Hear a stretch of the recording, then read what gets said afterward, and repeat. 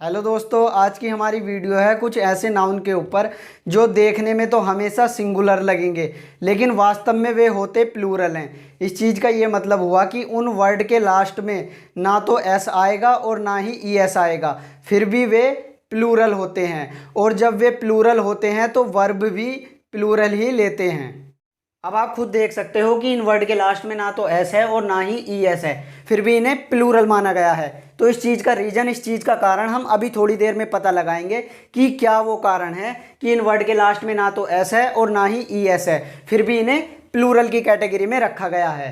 तो जब ये किसी सेंटेंस का सब्जेक्ट बन जाएंगे तो ये तो अपने आप में प्लूरल हैं ही, और जब ये किसी सेंटेंस का सब्जेक्ट बन जाएंगे तो फिर उस सेंटेंस में वर्ब भी इनके अकॉर्डिंग प्लूरल ही आएगी। तो पहला कैटल। कैटल किसे कहेंगे? तो पशुओं का ऐसा समूह जिसे हम ह्यूमंस, जिसे हम मानव अपने पर्सनल फ़ायदे के लिए यूज़ करते हैं, जैसे कि उनका दूध निकाल लिया पीने के लिए या फिर बेचने के लिए, या फिर उन पशुओं को जान से मार दिया उनका मीट बेचने के लिए। तो ऐसे पशुओं को कैटल बोला जाता है।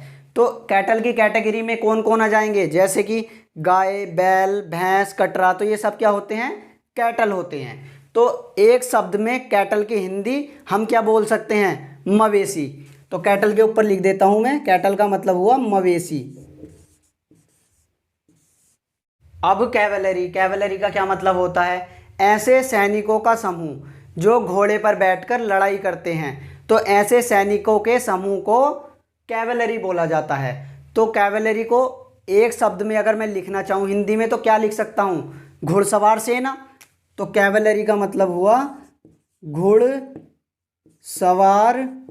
सेना, कि ऐसा सेना का समूह जो घोड़े पर बैठकर लड़ाई करता है। अब इन्फेंट्री। इन्फेंट्री का क्या मतलब हुआ?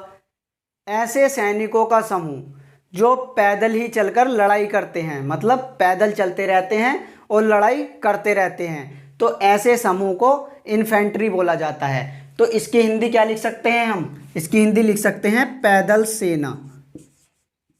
पैदल सेना।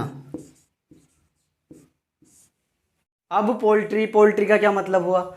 बहुत सारे मुर्गे मुर्गियों का जहां पर पशुपालन होता है उसे पोल्ट्री बोलते हैं। तो पोल्ट्री का मतलब हुआ मुर्गी पालन। मुर्गी पालन। पीजेंट्री। इसका क्या मतलब होता है? पीजेंट्री का, पीजेंट्री का मतलब हुआ गरीब किसानों का समूह। तो गरीब किसानों के समूह को हम पीजेंट्री बोल देते हैं। तो इसके ऊपर लिख देता हूं गरीब किसानों का समूह।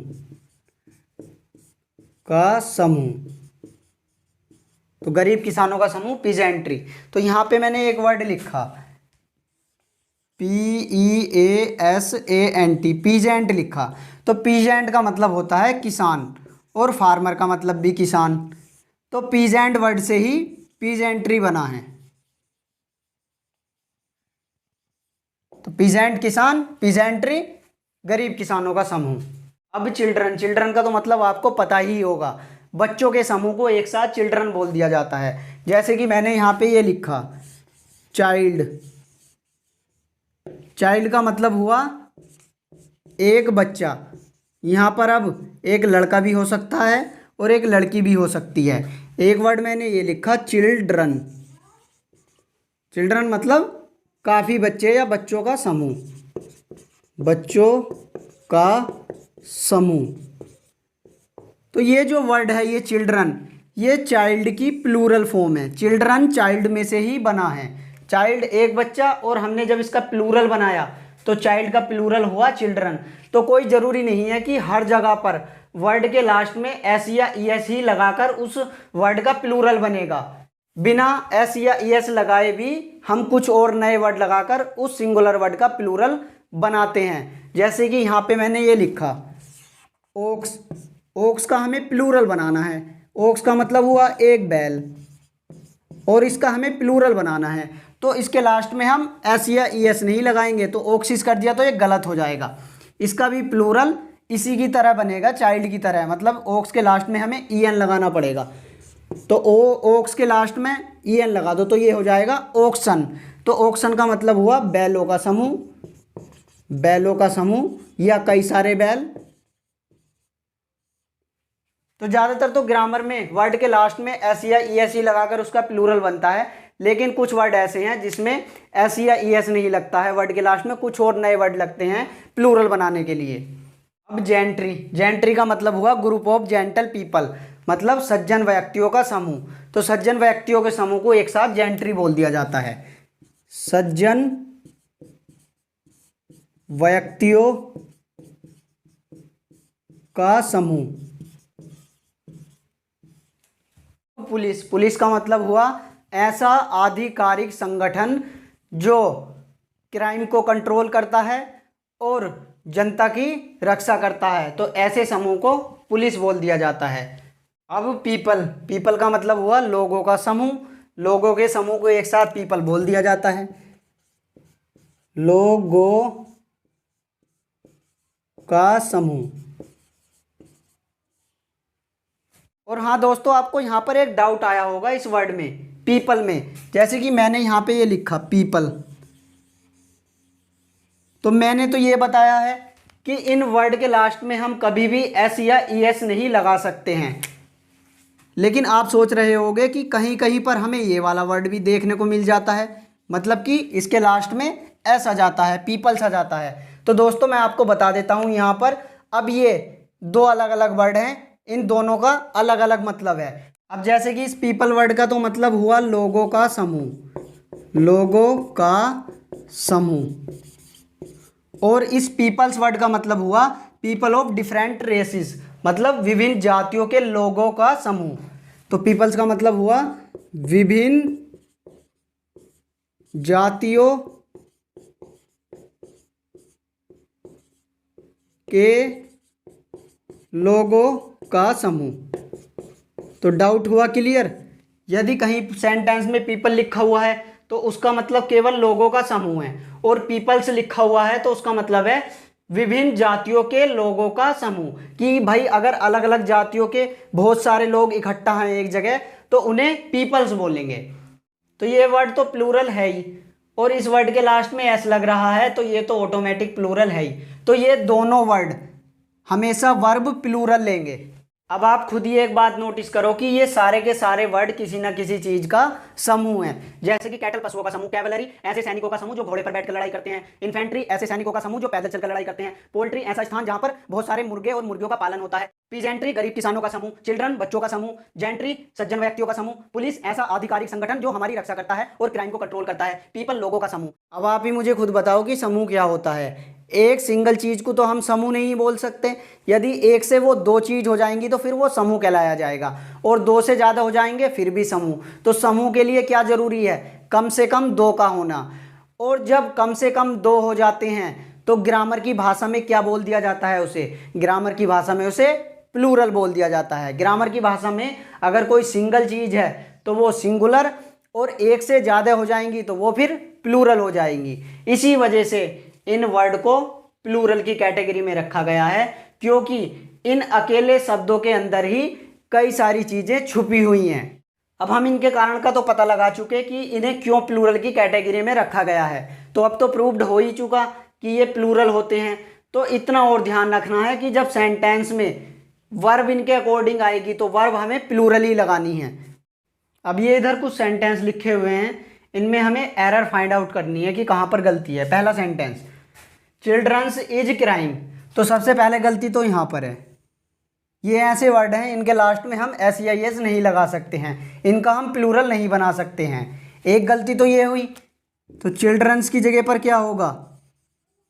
चिल्ड्रंस की जगह पर चिल्ड्रन करना है हमें, लास्ट में से एस हटाना है।